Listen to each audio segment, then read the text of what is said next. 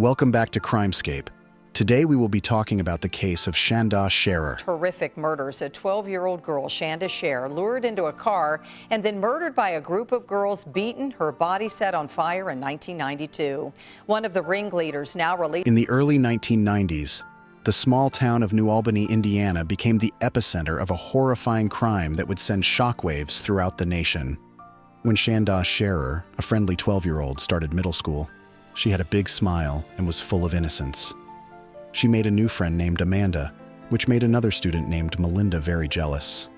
Melinda had an on and off girlfriend, Amanda, and Shanda's friendship with Amanda made Melinda angry. Instead of just being upset, Melinda's jealousy turned into something very dark. Melinda, who was 16 years old, didn't just want to scare Shanda. She was consumed by envy and hatred. She began to plan something really terrible. This wasn't a regular teenage argument. It became a dangerous obsession. As time went on, the rivalry between them got worse and worse. It turned into something much scarier than just a fight between students. This story went from school problems to something truly horrifying. Melinda's jealousy led to a plan that involved cruelty, betrayal, and even murder. This sad story of what happened to Shanda Sharer is remembered as one of the scariest and most disturbing cases in true crime history. When Shanda Sharer came to Hazelwood Middle School, things got new and different for her. It's tough to start at a new school, and Shanda had to learn about the school, make friends, and figure out how things work. Shanda had a big smile and was friendly, so she made friends easily. One of the girls who liked Shanda was Amanda. They became friends, and this made another girl, Melinda, feel bad. Melinda had a complicated relationship with Amanda, and she didn't like Shanda being close to her. Melinda was known for being strong-willed and sometimes getting upset easily. She saw that Shanda and Amanda were getting close, and this made her very jealous. As time went on, Melinda's bad feelings towards Shanda grew stronger. It wasn't just normal jealousy. It was a deep anger because Melinda thought Shanda was taking Amanda away from her. Melinda thought Shanda was causing problems between her and Amanda. This made things tense and set the stage for some really serious things that would happen later on. The feelings of jealousy and anger led to a series of events that would change everyone's lives forever. As time went on, Melinda's jealousy turned into strong anger. She didn't hide her bad feelings anymore. She started openly being mean to Shanda. She would tell people she wanted to hurt Shanda, and everyone could hear it. This made Shanda's life at school really terrible. People talked about Melinda's threats everywhere, and it was like a nightmare for Shanda. Shanda's parents saw that she was in danger. Her grades were getting worse, and they were worried about her safety. So they had to make a tough choice and take her out of school. They thought this would help her stay safe and have a new beginning. Even though Shanda wasn't at school anymore, she and Amanda still kept their friendship hidden. This made Melinda even angrier. Melinda's anger grew because of their secret friendship, and because she still felt strongly against Shanda. All these bad feelings and the secret friendship made a sad situation ready for something really awful to happen. One really cold winter night, all the strong, bad feelings that Melinda had finally turned into a really mean plan.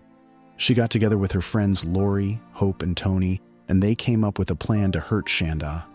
They said they wanted to teach Shanda a lesson, but what they actually meant was much worse. Shanda didn't know what was going to happen.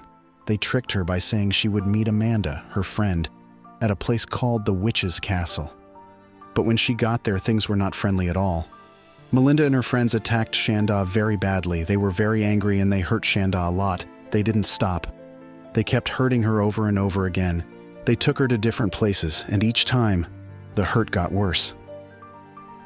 One of these places was in the woods near Lori's house. It was dark, and that's where the worst things happened. As the sun was about to come up, the group's really mean plans got even worse. In a final act of extreme cruelty, they decided to set Shanda on fire. They covered her hurt body with a blanket, poured gasoline on her, and lit her on fire. It was a really painful and sad way for her to die. But the cruelty didn't stop there. After doing this terrible thing, the girls acted like it was no big deal. They even went to McDonald's to eat and acted like nothing had happened. They laughed and talked about what they did, comparing their food to Shanda's burned body. This night was incredibly scary and showed how some people can be so horribly mean. It's something that nobody can forget. The aftermath of Shanda's brutal murder was marked by a swift and intense police investigation.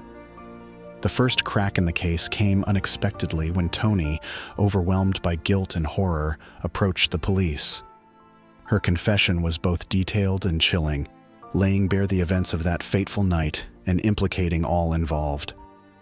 With Tony's testimony as a foundation, the police quickly moved to arrest Melinda, Lori, and Hope, ensuring that all 4 perpetrators were in custody. While all of this was happening, something really sad was discovered far away in a field. Some people who were out hunting, thinking it would be a normal day, found something that would give them nightmares.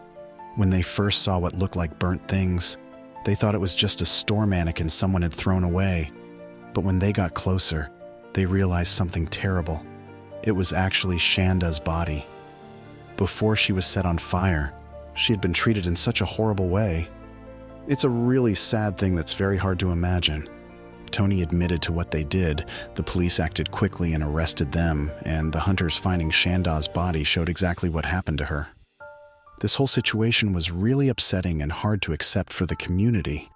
They couldn't believe that something so terrible had happened where they lived. Because Shanda's murder was incredibly brutal, the court did something unusual. They decided to treat all 4 girls as adults during the trial because what they did was very serious. Melinda, who was the main leader, and Lori, who helped her a lot, got the toughest punishments of 60 years each. But as time went on, they appealed their sentences and behaved well in prison, so their punishments became shorter and they were let out early. Hope also had a significant part in the crime, but not as big as Melinda and Lori. She was first sentenced to 60 years, but later that was changed to 35 years. She ended up serving only 14 years. Tony, who had told the police what happened, got a 20-year punishment, but he got out after serving 9 years. The different punishments showed how much each girl was involved and how sorry they were. But even though they got out of prison, what they did left a permanent mark on everyone involved. Shanda's murder had very sad effects on her family. Her dad became very sad and started drinking too much, which made him pass away too soon. While in prison, Melinda tried to make things better. She worked hard to train service dogs for people who needed help and therapy dogs for kids who were hurt. Shanda's mom noticed this change and gave Melinda a dog named Angel to train. Even though it couldn't take away the pain, it showed that Shanda's mom was trying to forgive and find hope after such a terrible thing happened. Years have passed since the bad events. The girls, now grown up, are on different paths trying to make up for what they did. We think about forgiving, making amends, and healing, which is not easy to understand, especially considering such terrible actions. Now we want to hear from you in the comments. Do you think the punishments for those involved in Shanda's murder were appropriate given their ages and role in the crime? What more could have been done to prevent such a tragedy from occurring in this small town? If you found this video informative, please give it a thumbs up and consider subscribing to our channel for more true crime content. Your support helps us continue investigating these important stories.